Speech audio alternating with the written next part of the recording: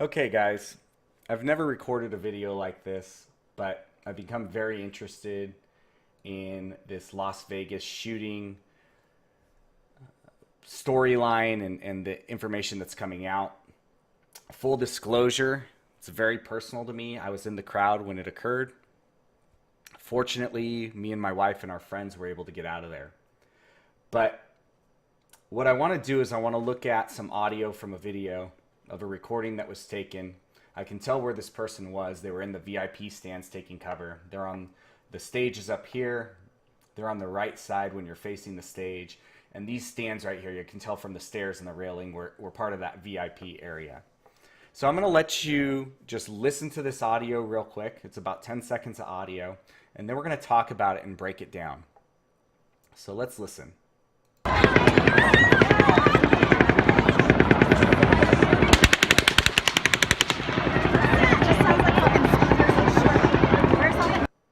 What did we hear there? That was interesting. Well, we hear this one gun going off in the beginning, right? We see this part of the sound wave here. And then all of a sudden, right about here, another gun starts firing. So let's hear just that. Let's hear that transition a little bit further back. Here we go.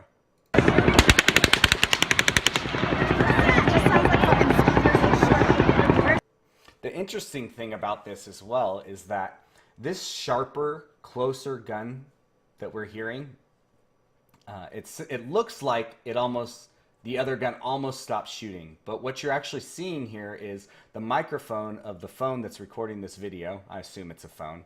Could be a GoPro or something. It's probably a phone. Is actually utilizing a noise canceling feature because this sound is so much more intense. It believes that's the main sound that the user is trying to record. So it's blocking out this quieter sound, which it believes to be background sound. So you notice that this gun actually is still shooting when this gun stops going off, and slowly the microphone normalizes back to recording that sound. So let's just hear that really quick.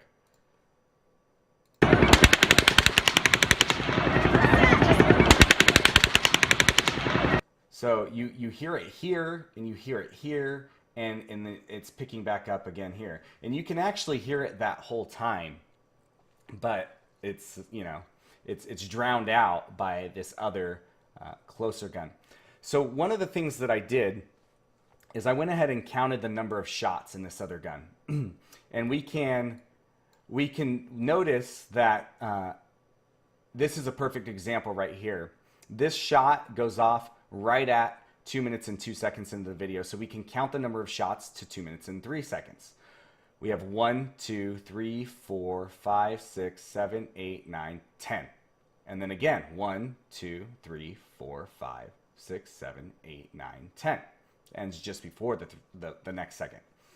And so simple math will tell me 10 times 60, that's about 600 rounds per minute. Well, what shoots 600 rounds per minute? Well, interestingly enough, it's not an AR-15 with a bump fire stock. Let's listen to that real fast, and then we're going to borrow a little bit more from it.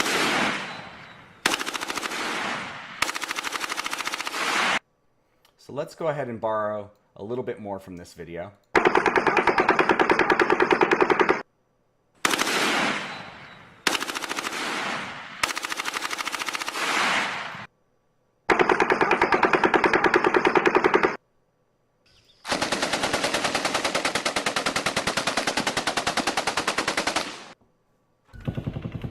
Shit.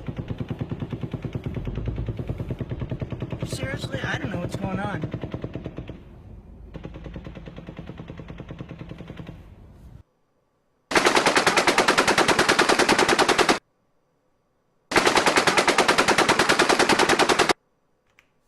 What was that we were looking at? What we were looking at was an M240 belt-fed machine gun, not having been reported being possessed by Stephen Paddock. But it sounds like that's what we're hearing in this video. It sounds like that's what we're hearing in these other videos on YouTube. And it most certainly sounds like in this video that there's two guns going off at the same time. One other thing that I did on this clip is I went ahead and counted these shots. So I counted all of these shots, even through here. I had to estimate a little bit here based on the rate of fire. And all the way to here, there's 94 shots approximately. 94 shots in a string. We haven't been told of any 94 or 100 round magazine possessed by Stephen Paddock. But yet there's 94 shots in a row without a reload. That's interesting, isn't it? What could do that? A belt-fed machine gun certainly could. One of the other things I wanted to do when talking about the cyclic rate, because we've determined that this main gun here is approximately 600 rounds a minute, is find out how fast this other gun we hear is shooting. I know people are going to start talking about echoes and things like that, but one thing about echoes is that they come back at the same rate of speed that they left at. So you're not going to hear an echo of one gun firing 600 rounds a minute and another gun firing a different rate, because the speed of sound is constant. It travels the same speed all the time. So I went ahead and I counted these shots here that we see, these sharper shots. Let's hear them really quick. And they start right here in this video editing program.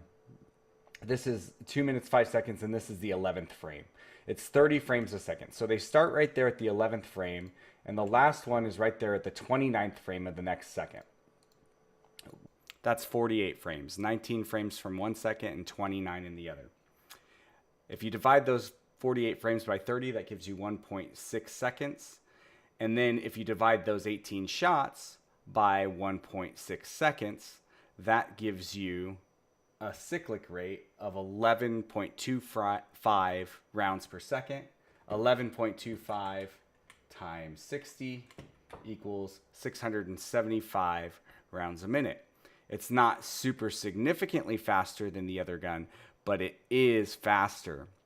And one thing that proves is that can't possibly be an echo, because sound travels at the same rate of speed constantly. It does not change. So your echo cannot come back at a faster cyclic rate than the sound that's leaving the gun. So there's no possible way that can be an echo. It has to be a completely separate gun. So I want to talk really quick about that cyclic rate, or the rate of fire.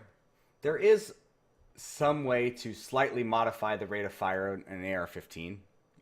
And so we're going to talk a little bit about how an AR-15 works. An AR-15 is a direct gas impingement system. What that means is that when the hammer here, this is the hammer in the gun, strikes this is the firing pin. It sends that firing pin forward into the primer of the cartridge, which ignites the gunpowder. And that causes a rapid expansion of gas because it's in a confined space, and that gas pushes forward. It pushes the projectile out of the barrel, and it follows that projectile. And in an AR-15, in this direct gas impingement system, there's a little hole in the top of the barrel that's further down the barrel that comes back up this tube right here. This is called the gas tube, and it pushes into the gas key. This is the gas key. It's part of this entire thing that we're looking at here is called the bolt carrier group. This is your bolt. This is the carrier group, including the gas key. So that sends the carrier group to the rear, which it hits against a buffer and a buffer spring, and the spring sends it back towards the action of the firearm to pick up another round from the magazine here, chamber it so that it can be fired again. So let's look and see what that looks like. So here's the hammer hitting your firing pin, sends the gas and the bullet forward, comes back, hits the gas key, sends the bolt carrier group backwards, hits the spring and the buffer, and is sent back forward to chamber another round. Now there's some way to modify how fast this happens, and it's by changing the length of that gas tube, which means how far does the bullet have to travel down the barrel before it sends gas back up that gas tube. Now, as you can imagine, that would be very quick, right? Because how fast does a bullet come out of a gun? And so even if you could increase this gas tube by 15 to 20%, which I think is about the maximum between the three standard lengths of gas tube, which is carbine, mid-length, and rifle length. Even if it was 15 to 20% longer, you're not going to decrease the rate of fire by that much because that's only a small portion of that entire cycle, right? So the gas has to come down and then come back up the gas tube and then send that bolt back. So no matter how long it takes that gas to go down the barrel and then back up the gas tube, it doesn't affect how fast that bolt goes back once it gets hit with gas and then comes back forward from the spring. So you're not going to change the rate of fire that much. So let's listen to this audio one more time, keeping all of that in mind.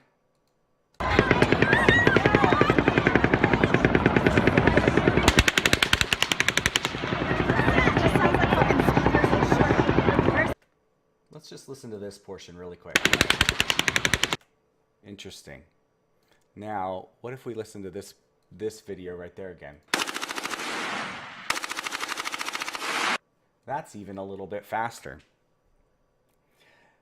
One thing's for sure, this gun here that we're hearing most of this clip is not an AR-15. It's not going to be shot that slow. It's not going to sound that way. Notice the sound of the shots in this. Notice how sharp they are. That's what a cartridge from an AR-15 sounds like. Similar to that. So what this tells me is that the story that we're being fed by the media and by the FBI and by the LV Metro PD is not what the evidence shows. It simply isn't. And I don't know if maybe they're trying to play their cards close to the vest so they don't tip their hand. Maybe that's the case.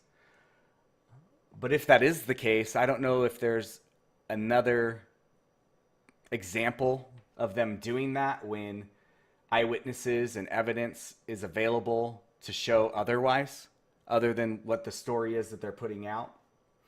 And it certainly doesn't explain what the media is putting out there and why they're ignoring clips like this. So I just want to ask you guys to really consider this type of information. Consider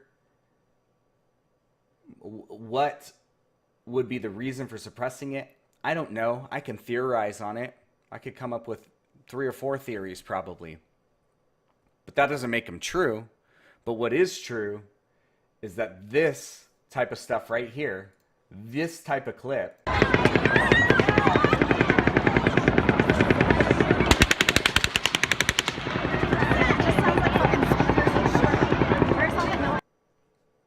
is not being talked about, is being completely ignored, isn't being brought up on CNN or Fox News or NBC with an audio analysis from an expert. Why? Why? Ask yourself why. That's what I'm doing. Good night and God bless.